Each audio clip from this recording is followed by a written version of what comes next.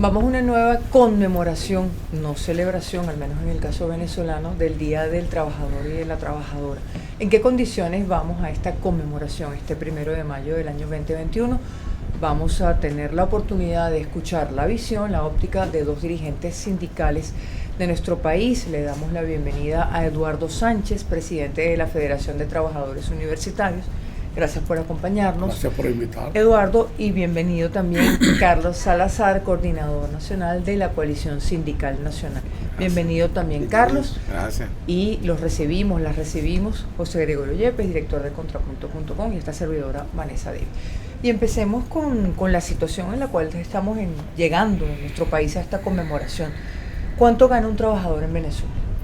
¿Por quién empezamos? El que quiera. Eduardo, adelante. Permítame decirle, el salario mínimo nacional en estos momentos es de 1.800 bolívares. Aunque no es formal. 1.800.000 claro, pero no ese es el salario mínimo nacional, el legal.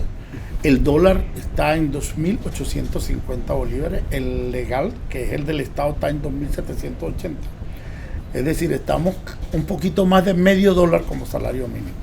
Los trabajadores perciben en los emolumentos, por ejemplo, en el sector público, en un promedio entre 7 y 12 dólares con las bonificaciones que dan.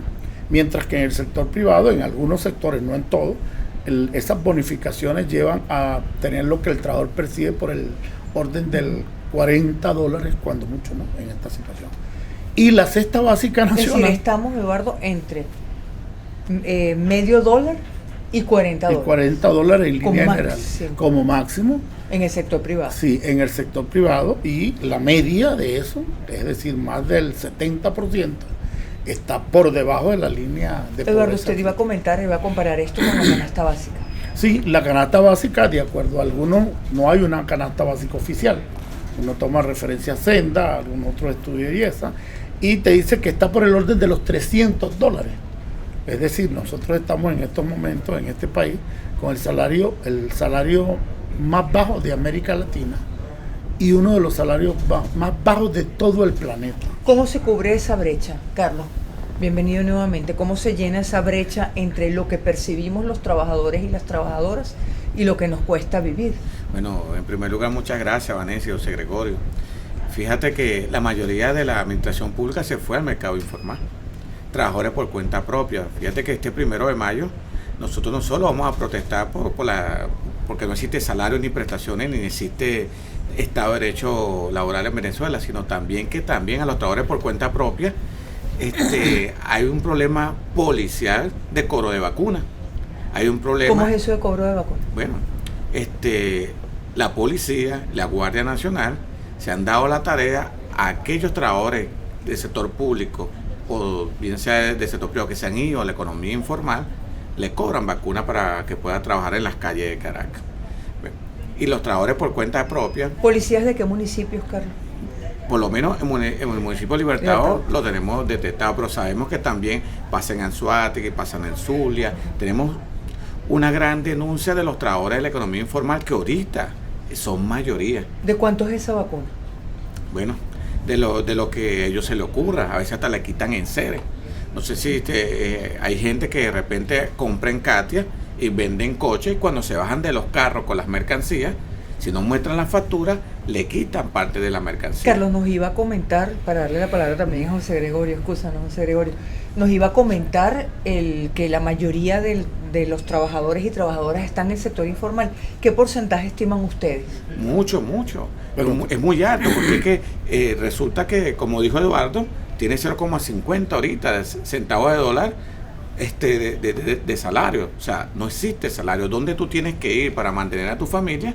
Te vas a hacer torta, te vas a hacer de tacitas, te vas a vender alimentos, te vas a la economía informal prácticamente, te vas a las calles para poder mantener a tu familia. 50, 60. No, es un 85%. Por ejemplo, nosotros, mira, 85% de la informalidad. De la informalidad. De la sí. informalidad. Ahora, mira, el salario en Venezuela teóricamente desapareció. No hay salario, hay una simbología salarial. Por ejemplo, si un trabajador gana 3-4 mil bolívares, 3-4 millones de bolívares mensual, que no le alcanza ni para pagar los pasajes para ir a trabajar, es decir, tiene que subsidiar al patrono, en este caso, para ir al puesto de trabajo. todo el trabajador que está en esa línea tiene que buscar la vida en la calle, no se va a dejar morir de hambre, ni siquiera en la pandemia, pues.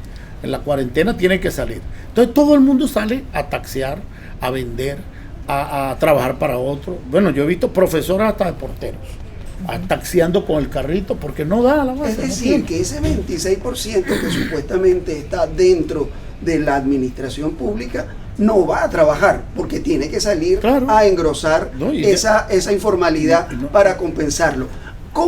¿Cuál es la respuesta del sector sindical para tratar de cambiar eso? O sea, si tenemos una situación tan complicada, ¿cuál es la respuesta de los dirigentes? Sí, en primer lugar, nosotros hemos estado pendientes en la calle en las diferentes luchas que hemos dado, llevando el planteamiento del concepto del salario digno que requiere el trabajador de acuerdo a la Constitución. La Constitución establece que todo venezolano necesita tener un salario que le permita vivir en comodidad, pues, con dignidad. Eso desapareció. Desaparecieron los derechos laborales porque el gobierno lanzó una política atroz, realmente muy bárbara. Este es el capitalismo más salvaje que hemos conocido en los últimos tiempos. ¿Capitalismo salvaje o socialismo salvaje? No, primero al capitalismo salvaje, porque aquí no se están aplicando tradicionales reglas del capital. Estamos en el marco de la lógica del capital. Pero el más salvaje y atrasado políticamente, porque pretende descargar todo el peso de la crisis en el hombro de los trabajadores, permitiendo además... El gobierno, permitiendo además que el sector económico pues tenga favores. Por ejemplo, la dolarización de la economía es un hecho en todo el país. Lo único que no está dolarizado son los salarios. Pero justamente el gobierno dice que tiene políticas asistenciales, la caja CLAP, que pagamos servicios públicos muy baratos, que eso es un beneficio para la clase trabajadora. Bueno, allí hay que caracterizar bien primero qué es lo que está pasando aquí en Venezuela. Fíjate, la ONU acaba de decir de que Venezuela es un país en extrema pobreza. Yo lo acaba de estar en los estándares internacionales, lo acaba de calificar. Entonces, un país a nivel de la ONU en extrema pobreza, los trabajadores ganan $1,98 diarios. $1,98 diarios. En Venezuela, si tú ganas 0,5 centavos de dólares al mes, tú eres 30 veces más pobre que un país en extrema pobreza. Bueno, ni siquiera con los 40 promedio del sector privado tampoco llegas a eso. Ojo, y eso que la ONU también califica, que un país esté pobre, tú tienes que ganar $146 mensuales. En extrema pobreza son $60 mensuales, pero nosotros no ganamos nada de eso. Entonces nosotros somos 30 veces mucho más pobres. Esto es prácticamente un estado de emergencia. Entonces, los bonos que recibe algunas personas por el sistema patria, mira, si tú te pones a sumar todo eso, eso da $6 millones. Esos 6 millones... 6 millones de dólares, ojalá. 6 millones de dólares no. No, hasta ahorita. Pero hasta ahorita 6 millones de dólares. Está hablando de 6 millones de bolívares. Por lo general los bonos son de 6 millones. Pero no, lo que ha gastado el gobierno en eso. Lo que ha invertido. Lo que ha invertido el gobierno en eso, no lo que cobra la gente. Entonces, lo que ha invertido el gobierno en eso, si tú lo hubieses invertido en la economía, tú hubieses de alguna manera hacer un despertar de la parte económica. Si tú abres la bolsa CLAP y observas una harina que te la hacen en Brasil, y cuando en Brasil no comen arepa, tú dices que hay un problema. Aquí lo que pasa es que el gobierno no quiere crear nuevos empresarios que sean venezolanos, y lo que quiere crear tiene que nacer de la parte de ellos, de la parte partidista. Entonces no quiere realmente que en Venezuela surja un nuevo modelo económico. O sea, el gobierno tiene una guerra contra los venezolanos y tiene un bloqueo contra el estómago de nosotros, tiene un bloqueo contra el desayuno, el almuerzo y la cena. ¿Por qué no hay una respuesta entonces orgánica de un sector laboral que ante una situación tan precaria como esta debería articularse? Claro, nosotros queríamos primero responder uno de los temas que tú planteaste, que en primero es una gran mentira la que maneja el gobierno. Usted ve el sistema de salud está colapsado. El sistema de salud está colapsado. Las CACLA, vayan y pregunten en los barrios. Los que vivimos en barrios sabemos cómo es la realidad. No le llega a todo el mundo. Y hay veces que llega un mes y un mes no. Y en la provincia, fuera del territorio del área metropolitana, pues llega mensual cada 6 meses, cada 3 meses, etcétera. Por eso, esa no es la respuesta. Segundo, el tema de la bonificación salarial. La bonificación salarial realmente la subsidiamos nosotros. Usted termina pagando unos impuestos obligatorios. Por ejemplo, todo el que se consume un refresco en la calle o compra una harina paga el IVA.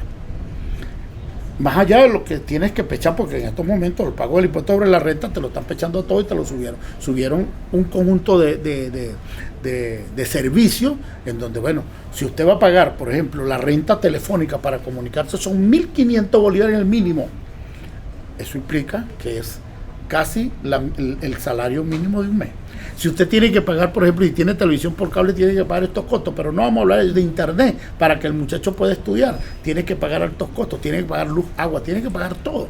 Pero además de eso, en el marco de los impuestos, el gobierno lo que hace es con el mismo dinero que va recaudando, va transformándolo en temas de fondo, que es una simulación del hecho salarial. Ahora, no es real. La pandemia llevó a un conjunto de medidas. Les preguntamos, ¿hay condiciones para que las trabajadoras y los trabajadores del sector público regresen plenamente al trabajo? En estos momentos no. Primero porque hay un repunte, y espérame explicar, hay un repunte, por ejemplo, del tema del COVID-19.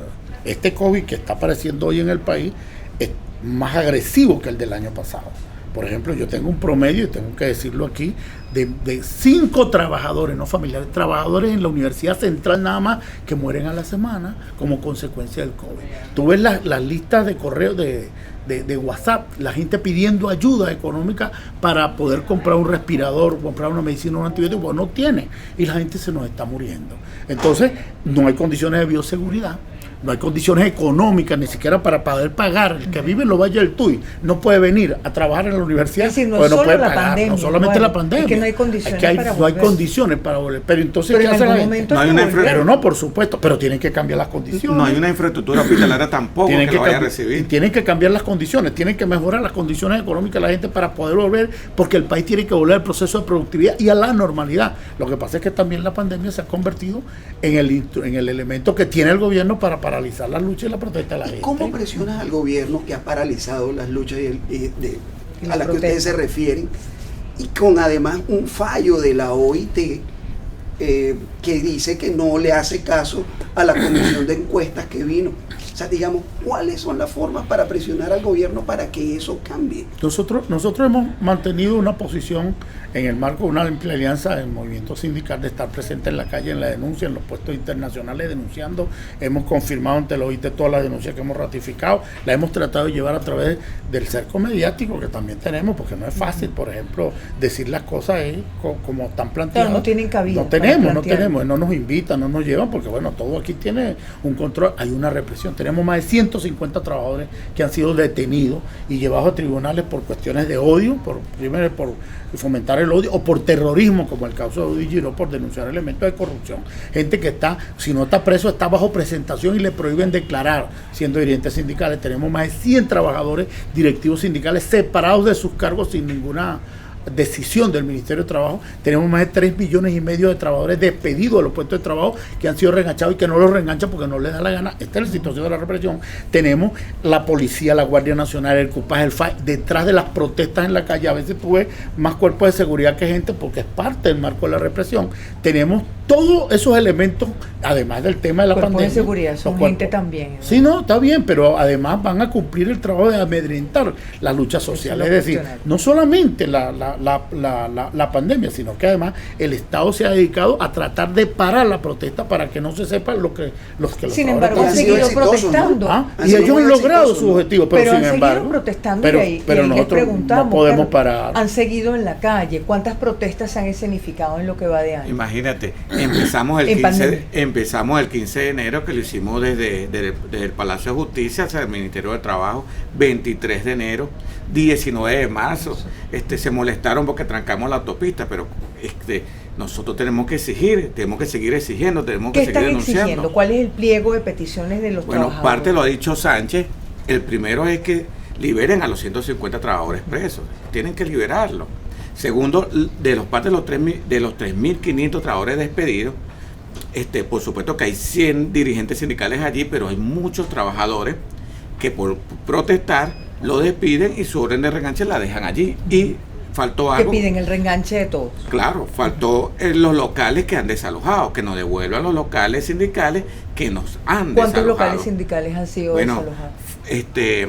Fetra Miranda, en la Alcaldía Libertador, Jorge Rodríguez hizo un desguace. A todos nos quitó locales sindicales. A todos no había Estado de Derecho. Yo no sé cómo él dice que va a garantizar un Estado de Derecho en la asamblea que eligieron, si no lo garantizó en la Alcaldía Libertador. Y otra cosa que se nos pasó por alto, lo que dice Sánchez, la recaudación que hacen cuando tú compras un refresco, cuando tú compras una harina pan. Bueno, tenemos un siniestro que está en el Ministerio de Planificación que se llama Meléndez. Es un siniestro, porque juntamente él con el gobierno elaboran un plan contra los trabajadores, que fue el memorando 2792, que fue el instructivo NAPRE, que fue la paralización del goce efectivo de las convenciones colectivas y violando lo que dice José Gregorio. Él es universitario, el ministro de Planificación es universitario, han intentado conversar con él, han intentado hacer este planteamiento. Algunos universitarios cuando se van al gobierno se olvidan del pueblo, son inaccesibles, no hablan con la gente. Con Meléndez lo hemos intentado. Nosotros tomamos el Ministerio de Planificación, en donde estaban la primera vez, motivamos que se mudaran de ahí porque lo tomábamos toda la semana. Y bueno, sencillamente nos cerraban las puertas, nos metían los cuerpos policiales. Por nosotros decíamos, ¿cómo es posible que en nombre de un discurso y que de izquierda, que no lo es, vayan a aplicar unas medidas peores que las que aplicó la Cuarta República en su momento para suspender las reivindicaciones que ha obtenido la clase trabajadora a través de su lucha durante 60 años? Es decir, estamos como con un paquetazo como el del 89. No, este es un paquetazo peor. Este es un paquetazo peor, porque este es un paquetazo que nos lleva al hambre, a la miseria, pero que además nos encierra, nos mete preso cuando protestamos. Estamos ahorita. Comillas, no es el primero, nosotros yo particularmente me niego a llamarle eso socialismo, porque eso no lo es. Eso es capitalismo salvaje y tiene muchos elementos del neoliberalismo. Nicolás Maduro las dice privatizaciones. Nicolás Maduro dice que es presidente obrero. Yo puedo decir que es un presidente que viene de la clase trabajadora, pero que ya en estos momentos no nos representa, por lo menos a nosotros. Pero fíjate, Nicolás Maduro se fue a 1886. Estamos ahorita, tenemos que hacer nosotros la nueva gesta de Chicago, pero hay que hacerla en Venezuela. Estamos prácticamente en el siglo pasado. ¿Por qué? Porque no tienes Estado de Derecho. Fíjate que ahora pretenden promover el Contralor a presidente del Consejo Nacional Electoral. Mira, el Contralor ha sido la figura que no ha hecho nada por este país, porque producto de su inacción, que la corrupción se generó galopantemente. Cuando hablamos de un salario mínimo, de un salario digno, que lo está planteando Eduardo y lo está planteando Carlos también, ¿qué se podría considerar un salario digno en este contexto económico? Bueno, en el contexto económico nosotros decimos, entendiendo la situación económica que tiene el país, tenemos que recurrir a los elementos de medición internacionales. ¿Qué te dice la CEPAL? En estas condiciones, los países latinoamericanos que están en esta pandemia y que están en condiciones de pobreza crítica, deben de tener un salario mínimo de $143. $143 que permita que si trabajan dos en la casa, más o menos puedan capotear el vendaval para poder llevar. Bueno, esa sería la reivindicación. Eso sería una reivindicación para este momento, porque también tenemos que poner una relación. Pero lamentablemente pareciera, vamos a ver qué es lo que van a decir el 1 de mayo, porque el último aumento fue de 600 bolívares, que fue como una bofetada a la clase economía venezolana pareciera que no aguantaría un salario mínimo de ese tamaño. Pero también el Estado tiene que buscar las soluciones de este problema, porque si el Estado se encuentra en estado de indefensión y no puede resolver el problema de mayoría, entonces ¿qué sentido hace los que están ahí? Tienen que irse. Pero claro, por supuesto que el gobierno tiene que irse, pero que también ellos tienen que enterar cuentas. ¿Qué hacen ellos con el coltán y el oro? Fíjate, si ellos quieren vender en ese mineral, se lo quieren vender a los turcos, a los chinos, para que hagan celulares allá. No, vale, es que tampoco piensa, porque no instalan las empresas aquí en Venezuela. Quiere que le refinen afuera, porque no refinan en Venezuela. Si hay dinero para llegar a ese ajuste salarial de 143 por supuesto que lo tiene. Puede haber medidas, y sobre todo medidas, porque lo que pasa es que aquí no se pechan las medidas. ¿A quién se le aplican las medidas? A la clase trabajadora. Por ejemplo, las transnacionales fueron exoneradas del pago de impuestos, y eso lo sabe todo el mundo. Ellos lo niegan, eso lo sabe todo el mundo. Pero nosotros pagamos impuestos obligatoriamente. Fedecámara fue a quejarse porque las transnacionales no le cobraron impuestos y le dieron 2 años de gracia a Fedecámara, a Conindustria, a todas estas empresas. Entonces, ¿quién paga el impuesto? Nosotros, los venezolanos. Somos los que pagamos el IVA, pagamos los impuestos caros, pagamos los servicios caros, la comida cara, la hiperinflación, pero nosotros somos los que no tenemos salario. ¿Qué van a hacer después? ¿No hay alguna posibilidad de interlocución con el gobierno de Nicolás Maduro, que se llama presidente obrero? ¿Ustedes han buscado alguna forma de hablar con él? Claro, pero es que primero tiene que cumplir, porque ¿qué pasa, no? Sí, ¿qué hubiese pasado si el movimiento sindical se hubiese sentado con él antes del juicio de la Organización Internacional del Trabajo?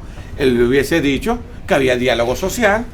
Entonces todo lo que se había enunciado del movimiento trabajador, de la represión, de la falta de diálogo y del cumplimiento, él lo hubiese diluido, lo hubiese justificado de una manera impropia. Ahora, que libere los 150 trabajadores presos, que reenganche a los 3.500, que elimine el instructivo. Tienen que dar las bases de que se puede cumplir las cosas. Además, nosotros cumplimos, imagínate, nosotros fuimos a la vicepresidencia a tratar de hablar con la vicepresidenta de la República, que no pudimos.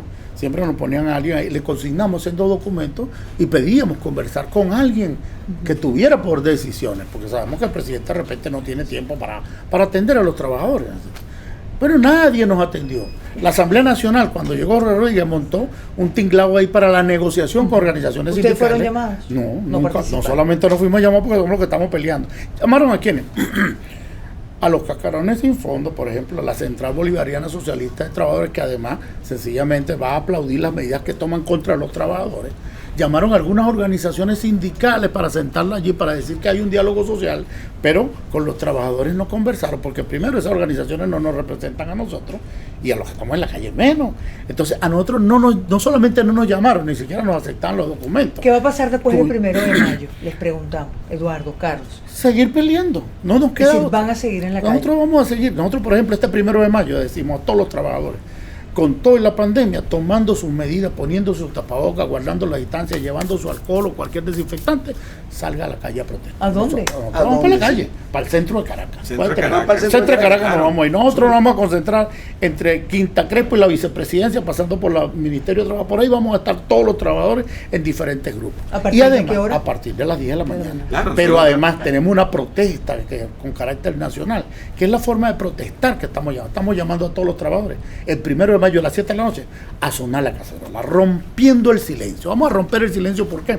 Bueno, porque como hay miedo a la pandemia, a la represión, desde tu casa puedes protestar si estás en contra de todo esto que está pasando. Y como trabajador tienes la oportunidad de acompañar a tu clase. En la calle y cacerola a las 7 de la noche. Y también puedes tuitear, atar cacerolazo 1 de mayo. Es que las personas, paga la luz, haz lo que tú quieras, pero saca tu bandera. Las personas que no puedan estar en la calle con nosotros por el motivo de la pandemia, sabes que lo puedes hacer en tu casa. Saca tu cacerola, porque nosotros tendremos las cacerolas, por supuesto, vacías, porque no sabíamos cómo llenarlas, las tendremos en la calle este 1 de mayo. Nosotros no tenemos nada que hacer de Chacaíto para acá. No tenemos nada que hacer. Ahí no están los poderes públicos.